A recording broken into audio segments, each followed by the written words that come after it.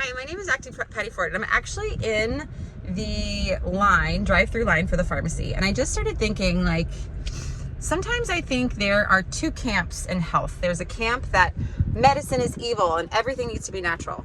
And then there's a camp that, natural is crazy and unregulated and everything needs to be regulated. And, there's definitely different belief systems, different values when it comes to health. And what if there's no right or wrong? What if there's a beautiful meeting of the two?